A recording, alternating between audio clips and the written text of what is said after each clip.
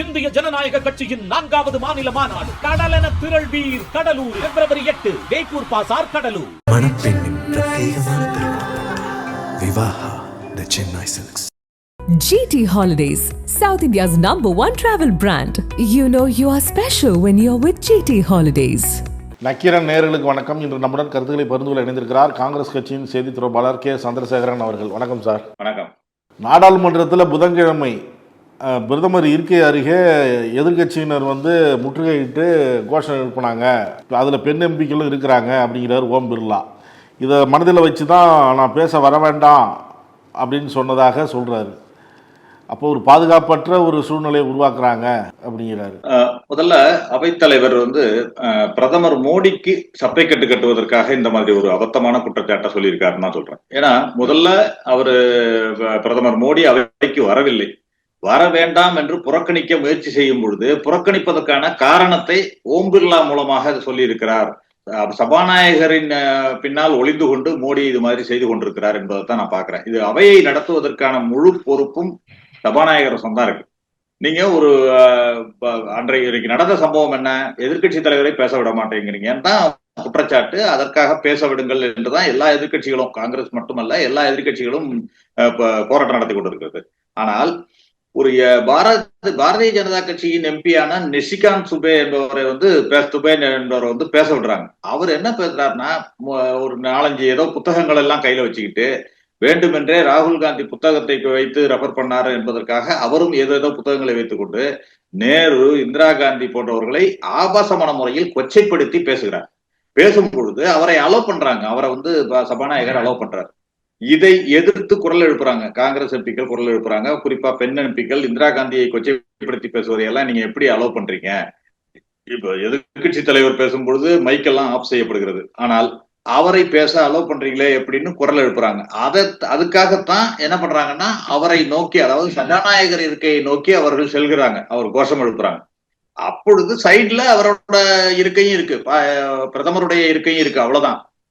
ஆனால் இதை காரணம் காட்டி பெண் எம்பிக்கள் பிரதமரை தாக்க முயற்சி செய்தார்கள். அதற்காக நான் வர வேண்டாம் என்று சொல்லிவிட்டேன். இவரே அதை சப்பக்கட்டு கட்டுவது என்பது மிகவும் அபத்தமான ஒன்று. அப்படி இருந்தால் அவரே கூட பாராளுமன்றம் தொலைக்காட்சி இருக்கு, சிசிடிவி இருக்கு, அந்த புட்டேஜை வெளியிடலாம். அது மாதிரி இவர் போய் 4 மணிக்கு அவர் போய் கேட்கிறாரு, இவங்க எம்பிக்கள் எல்லாம் முறையிடுறாங்க, சபாநாயகர்கிட்ட முறையிடுறாங்க, நீங்க 4 மணிக்கு வாங்க, அரசை கேட்டு சொல்கிறேன்னு அவர் சொல்றாராம். இதை அரசை கேட்பதற்கு எந்த விதமான முகாந்திரமும் இல்லை. அங்கு சபையை பொறுத்தவரை முடிவெடுக்க வேண்டியது சபாநாயகர். ஆக இது அவையை நடத்துவது சபாநாயகரா அல்லது மோடி, அமித்ஷாவா என்பது தெரியவில்லை. அந்த அளவிற்கு இந்த சபை மோசமாக நடந்து கொண்டிருக்கிறது. கடந்த 6 ஆண்டுகளாக ஒரு துணை சபாநாயகர் கூட இல்லாத நிலைமையில இந்த சபை நடந்து கொண்டிருக்கிறத நம்ம பாக்குறோம். அப்படிப்பட்ட ஒரு மோசமான நிலையை இந்த அவையில பாக்குறோம். நீங்க என்னதான் பேச முயற்சி பண்ணிட்டாரு அவரு? நீங்க இன்னைக்கு என்ன, அதாவது இதுல 2 செய்திகளை பாக்குறேன். பிரதமர் மோடி எப்பொழுதுமே பாத்தீங்கன்னா ப்ரிப்பேர்டு ஸ்பீச், அவர் பேச நினைப்பதை பேசிவிட்டு செல்லணும். வேற யாரும் குறுக்க கேள்வி கேட்க கூடாது. கேட்டால் அவருக்கு பதில் சொல்ல தெரியாது என்பதுதான் உண்மை. இவரை பற்றிய பிம்பங்கள் உடைந்து கொண்டிருக்கிறது என்பதற்கான ஒரு பயம், அச்சத்தின் காரணமாகத்தான் அந்த கேள்விகளுக்கெல்லாம் பதில் எழுப்ப தயங்குகிறார். நீங்க குடியரசுத் தலைவர் உரையில தேச பாதுகாப்புன்றதுதான் முக்கியமான அம்சமா குறிப்பிடப்படுது. இன்றைக்கு பாத்தீங்கன்னா இந்த நாடாளுமன்றத்துல இந்திய பொருட்களுக்கு அநியாய வரி விதிக்கிறது அமெரிக்கா. அது மாதிரி போரை நிறுத்துவதிலிருந்து எங்கு இந்தியா எண்ணெய் வாங்க வேண்டும் என்பதை முறக்கொண்டு அமெரிக்கா டிக்டேட் பண்ணுது. இந்தியர்களுக்கு கை விலங்கு கால் விலங்கு போட்டு டிபோர்ட் பண்றாங்க. இந்திய எல்லைக்குள்ள புகுந்து வீடுகளை கட்டுறது சீனா கட்டுது. அருணாச்சல பிரதேச கிராமங்களை சீனா தன்னுடைய பெயரிட்டு, சீன பெயரிட்டு தங்களுடைய வரைபடத்துல காட்டுது. அது மாதிரி இந்தியாவுக்கு பயங்கரவாதிகளை அனுப்பி வைக்கிறது பாகிஸ்தான். இந்திய மீனவர்களை இலங்கை கடற்படை தொடர்ந்து தாக்கி கொண்டிருக்கிறது. சீனா பாகிஸ்தானுடன் உறவாடி இந்தியாவுடன் எதிர்ப்பு காட்டுகிறது பங்களாதேஷ். இப்படிப்பட்டதான் இந்தியாவை சுற்றி உள்ள நாடுகளின் வெளியுறவு கொள்கை இருக்கிறது. அது மட்டுமல்ல, இங்கு சுற்றி உள்ள நாடுகள் மட்டுமல்ல, அமெரிக்காவும் நம்மிடம் பணிவு காட்டவில்லை, நம்மிடம் நம்ம டிக்டேட் செய்கிறது. இதையெல்லாம் வேடிக்கை பார்த்து கொண்டிருக்கிறது. இதை பற்றி ஒரு எதிர்கட்சி தலைவர் பேசுவதற்கு உரிமை இல்லையா என்பதுதான் எங்களுடைய கேள்வியாக இருக்கிறது. இப்ப நீங்க தாக்குனாங்க, பெண் எம்பிக்கெல்லாம் தாக்க முயற்சி பண்ணாங்கன்னு சொல்றீங்களே, இதே சம்பவம் நீங்க கடந்த காலங்கள்ல நீங்க 2G என்ற ஒரு ஏஜி அது அனுப்புறப்ப அப்பவுமே பாராளுமன்றத்தை கிட்டத்தட்ட 1 மாதம் அளவிற்கு முடக்குனாங்க, பாஜக முடக்குனுச்சு. அது மட்டுமல்ல, மன்மோகன் சிங் அவர்கள் வந்து சபையில உரையாற்றும் பொழுது பல முறை இது மாதிரி கேர செஞ்சிருக்காங்க. போய் முன்னாடி நின்று எம்பிக்கள், பாரதிய ஜனதா எம்பிக்கள் எல்லாம் அவரை பேச விடாமல் கோஷம் எழுப்பி, இத்தனைக்கும் பிரதமர் பேசிக் கொண்டிருந்த பொழுதே அவர் முன்னால் நின்று கோஷம் எழுப்பியதெல்லாம் நான் புகைப்படமே வச்சிருக்கேன், உங்களுக்கு தர்றேன். அந்த மாதிரி எல்லாம் செய்த வரலாறு உண்டு. அதற்காக அவர் பேசாமல் அமரவில்லை, அவைக்கு வராமல் புறக்கணிக்கவில்லை. எல்லா நேரங்களிலும் அவையில் இருந்து அந்த மன்மோகன் சிங் பேசாத பிரதமர் அப்படின்லாம் இவருக்கு குற்றம் சாட்டினாங்க. ஆனா அதே பேசாத பிரதமர் என்று சொல்லப்பட்ட மன்மோகன் சிங் அவர்களே எல்லா கேள்விகளுக்கும் அவையில் வந்து அமர்ந்து கேள்விகளுக்கு பதிலளித்திருக்கிறார், பொறுமையோடு பதிலளித்திருக்கிறார் என்பதுதான் உண்மை. இவர்கள் எல்லா கேள்விகளில் இருந்தும் தப்பிப்பதற்கு மோடி அவர்கள் முயற்சிக்கிறார். அதனால் தான் இந்த புறக்கணிப்பு. அதற்கு சபாநாயகர் மூலமாக ஒரு சப்பை கட்டு கட்டப்படுகிறது என்பதுதான் உண்மை.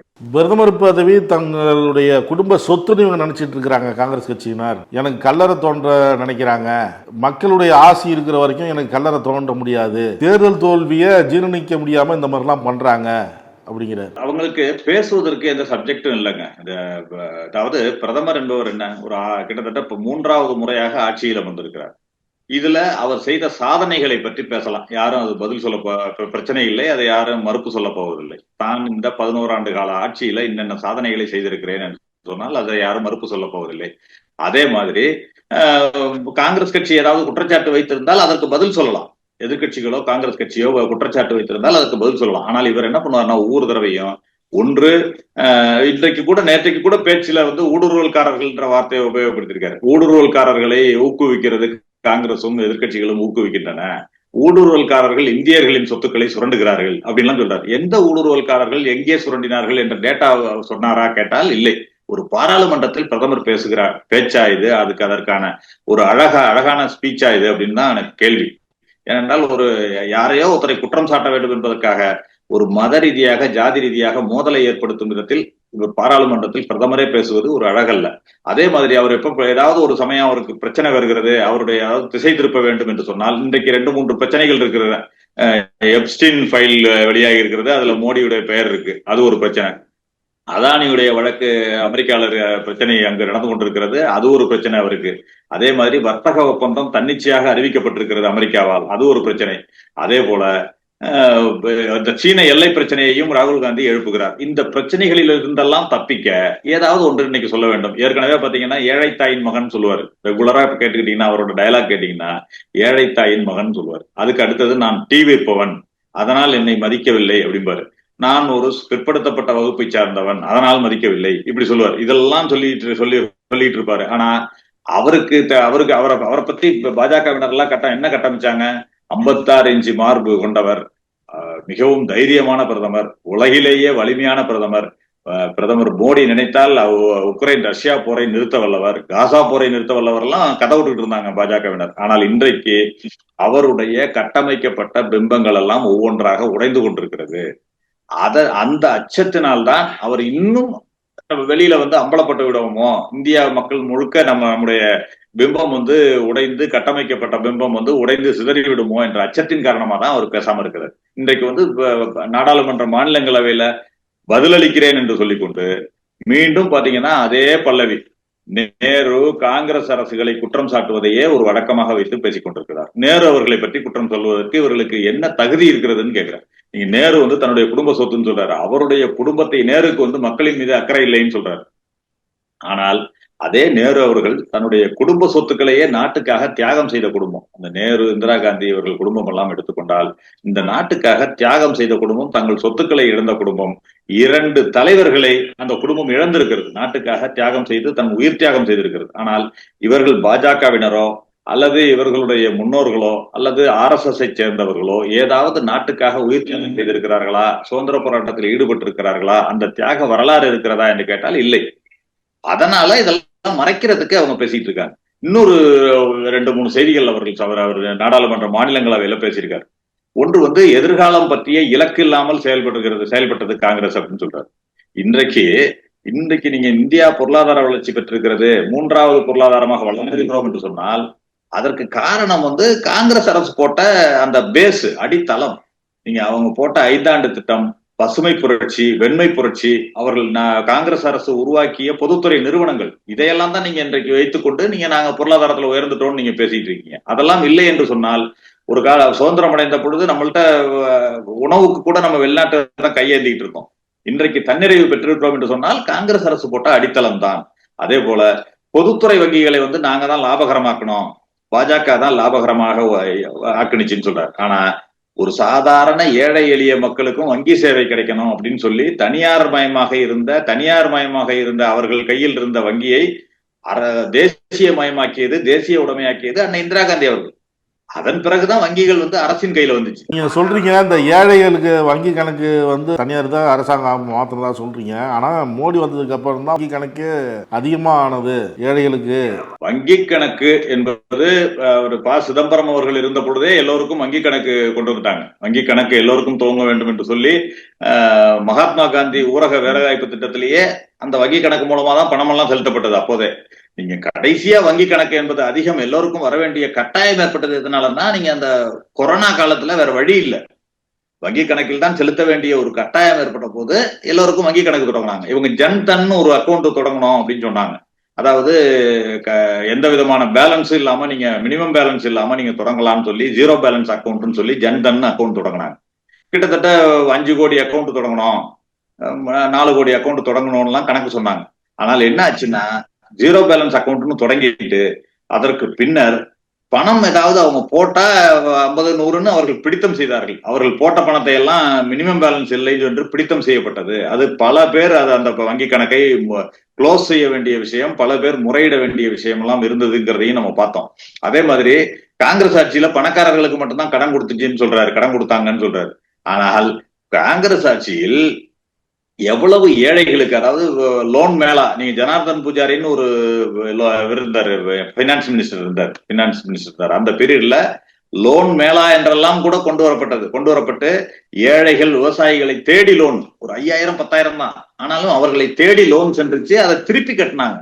ஆனா இப்ப என்ன நடக்குது, கிட்டத்தட்ட இந்த இவர்கள் காலத்துல 1 லட்சம் கோடி கடன் மோசடி நடந்திருக்கிறது. வங்கி கடன் மோசடி பாத்தீங்கன்னா இவர்களுடைய பாஜக மோடி ஆட்சிக்கு வந்த பிறகு 1 லட்சம் கோடி வங்கி கடன் மோசடி நடந்திருக்கிறது. 24 லட்சம் கோடி வாராக்கடன் என்று சொல்லப்பட்டிருக்கிறது. இதெல்லாம் யார் தலையில விடியும்? சாதாரண ஏழை எளிய மக்கள் வங்கியில வைத்திருக்கிற அக்கௌண்ட் வைத்திருக்கிறவர்கள் தலையில் தான் விடியும். சாதாரண ஏழை எளிய மக்கள் தலையில தான் விடியும். ஆனால் இவ்வளவு கார்பரேட்டுகளுக்கெல்லாம் சலுகை காட்டுகின்ற இந்த அரசு ஒரு விவசாயிகளுக்கு சலுகை காட்டினாங்களா அப்படின்னு கேட்டீங்கன்னா அது இல்ல. நம்ம இதெல்லாம் எல்லா வளங்களையும் இது மாதிரி எல்லாவற்றையும் எந்த விதமான ஒரு ஆதாரமுமோ அல்லது அடிப்படையோ இல்லாமல் ஒரு போற போக்குல ஒரு குற்றச்சாட்டை அள்ளி இருக்கின்ற விதத்தில் தான் அவருடைய குற்றச்சாட்டுகள் எல்லாம் இருக்கின்றன. அவர் சொல்வதை எல்லாம் புறந்தல்வார்கள். மக்கள் பார்த்துட்டு இருக்காங்க. இவர் என்ன ஒவ்வொரு தடவையும் ஏதாவது ஒரு குற்றச்சாட்டை நீ என்ன பண்ணன்னு கேட்டா நேரு, இந்திரா காந்தி இவர்களை குற்றம் சாட்டியே பேசிக் கொண்டிருக்கிறாரே பிரதமர் என்று மக்கள் சலிப்படைந்திருக்கிறார்கள். அதுதான் உண்மை. நீங்க வர்த்தகத்தை பத்தி சொன்னீங்க, அதுல பிரச்சனையில மாட்டியிருக்காரு அப்படின்னு. அவர் பேசும்பொழுது நேற்று என்ன சொல்றாரு, கடந்த சில நாட்கள்ல 9 பெரிய வர்த்தக ஒப்பந்தங்களை செய்துள்ளோம். மேலும் இந்த ஒப்பந்தங்களின் தாயாக ஐரோப்பிய ஒன்றியத்துடனான ஒப்பந்தம் அமைந்திருக்கிறது. இந்தியா அமெரிக்கா இடையான வர்த்தக ஒப்பந்தத்தை முழு உலகமும் பாராட்டுது. நீங்க பிரச்சனையில மாட்டிக்கிட்டாரு அதனால ஒப்பந்தம் அப்படின்னு நீங்க சொல்றீங்க. இந்த ஒப்பந்தம் மூலம் உலகம் பாராட்டுது அப்படிங்கிறாரு. இந்த வர்த்தக ஒப்பந்தம் குறிப்பாக இந்திய இளைஞர்களுக்கு பயனுள்ளதாக இருக்கும். இந்தியா இப்போது சீர்திருத்த விரைவு பாதையில் பயணித்து வருகிறது. 2047 பாருங்க இந்த நாடு வளர்ந்த நாடாக இருக்கும் அப்படிங்கிறாரு. அதாவது 2047 57 எங்களுக்கு தெரியும். ஏனென்றால் இந்தியா வளர்ந்த நாடாக வரும் என்பது எந்த பிரதமர் இருந்தாலும் தானாக வரும். ஏனென்றால் அது இந்திய மக்களின் உழைப்பினால் வர்றது, மோடியின் உழைப்பினால் வர்றதில்லை. நீங்க யூரோப்பியன் யூனியன் ஒப்பந்தம் இதெல்லாம் இப்பொழுது தொடங்கப்பட்டதில்லை. ஒவ்வொரு காலகட்டத்திலும் ஒவ்வொரு பிரதமரும் முன்னெடுத்ததுதான். ஒவ்வொரு ஒப்பந்தங்கள் என்பது தடையில்லா வர்த்தக ஒப்பந்தம் யூரோப்பியன் யூனியனோட போடுறது காங்கிரஸ் ஆட்சி காலத்திலேயே தொடங்கப்பட்டது. கிட்டத்தட்ட 20 ஆண்டுகளாக அந்த ஒப்பந்தம் பயனல் ஆகிட்டு இருக்கு. இப்பொழுது இவர் இருக்கிறப்ப இந்த 15-11 வருஷம் கழிச்சு ஒப்பந்தம் கையெழுத்தாயிருக்கு. அதை யாரும் குறை சொல்லவில்லை. இன்றைக்கு அமெரிக்கா இந்தியா ஒப்பந்தத்தை தான் நாங்கள் குறை சொல்கிறோம். அமெரிக்கா இந்தியா ஒப்பந்தம் போடலாம். நீங்க உங்களுக்கு ஒரு 2 பேர் நாம் இருவரிடம் ஒப்பந்தம் போடுகிறோம் என்று சொன்னால் உங்களுக்கும் பலன் இருக்க வேண்டும், எனக்கும் பலன் இருக்க வேண்டும். அதாவது வின் வின் சிச்சுவேஷன் சொல்லுவாங்க. வர்த்தகத்துல என்னன்னா வின் வின் சிச்சுவேஷன் சொல்லுவாங்க. ஆனால் இன்றைக்கு என்ன செய்கிறது, அமெரிக்கால இருந்து இறக்குமதி செய்கின்ற எல்லாவற்றுக்கும் 0% வரி இந்தியா போடுகிறது. இந்தியா போட ஒப்புக்கொண்டிருக்கிறதுன்னு சொல்றாரு. இங்கிருந்து போறதுக்கு மட்டும் தான் 18% வரியை குறைச்சிருக்கோம்னு சொல்றாரு. 18% வரின்றது ரொம்ப குறைத்தலா இருந்த மாதிரி சொல்றாங்க. ஏற்கனவே காங்கிரஸ் ஆட்சி காலத்துல 4% 5% தான் இருந்துச்சு. இப்பொழுது 40-50% ஆக்கிட்டு அதை 18% ஆக்கினதையே இவர்கள் வெடிவெடித்து கொண்டாடுகின்ற நிலையில இருக்காங்க. அதுதான் தவறு என்று சொல்கிறோம். நீங்க ஒரு ஒப்பந்தம் செய்கிறீர்கள் என்று சொன்னால் உங்களுக்கு என்ன பலன் கிடைக்கிறது, நம் நாட்டிற்கு என்ன பலன் கிடைக்கிறது என்பதையும் பார்க்க வேண்டும். இன்றைக்கு விவசாயத்துறையை நீங்கள் திறந்து விட்டிருக்கீங்களா என்று கேட்டால் அதற்கு ஒரு தெளிவான பதில் இல்லை. குறிப்பா பார்த்தா சோயாபீன், பால் அமெரிக்கால இருந்து இங்க இந்தியாவுக்கு இறக்குமதி செய்தால் இந்தியாவின் துறையே படுத்துரும். அந்த விவசாயத்துறை என்பது அந்த சோயாபீன், பால் இதெல்லாம் படுத்துரும். அந்த அளவிற்கு, ஏனென்றால் 0% நீங்க இறக்குமதி பண்றீங்கன்னு சொன்னா அவங்க குறைந்த விலையில இங்க பாலை இறக்குமதி பண்ணிடுவாங்க. பண்ணும் பொழுது நம்முடைய விவசாயத்துறை அழிந்து விடும் நிலைமை ஏற்படும். அதனை காப்பாற்ற வேண்டும். அதற்கு நீங்கள் வர்த்தகத்துல என்ன செய்தீர்கள் என்பதை வெளிப்படைத்தன்மையோடு தெரிவிக்க வேண்டும் தான் சொல்றோமே தவிர வர்த்தக உடன்பாடே செய்யக்கூடாது என்று யாருமே சொல்லவில்லை. எந்த நாட்டுடனும் இந்தியா வர்த்தக உடன்பாடு செய்து கொள்ளலாம். ஆனால் அது இந்தியாவிற்கு பலனளிப்பதாக இருக்கிறதா என்பதுதான் கேள்வி. இந்திய இளைஞர்களுடைய வாழ்க்கைக்கு, இந்திய விவசாயத்துறைக்கு பலனளிக்கக்கூடியதாக இருக்கிறதா என்பதுதான் கேள்வி. கருத்துக்களை பார்த்து கொண்டதற்கு நன்றி. நன்றி. நக்கீரன் டிவிக்கு சப்ஸ்கிரைப் செய்யுங்கள். உங்கள் ஆதரவே எங்கள் பலம். ஆசிரியர்களுக்கு நண்பனாகவும் மாணவர்களுக்கு ஆசானாகவும் திகழும் தேர்வு வழிகாட்டி. ஒவ்வொரு பாடத்திற்கும் அனுபவமிக்க ஆசிரியர்களின் துல்லியமான தெளிவான விடைகள். CNC இருக்கு, தேர்வு பயம் எதற்கு? இது தீரன் பப்ளிஷிங் ஹவுஸ் விற்பனை வெளியீடு.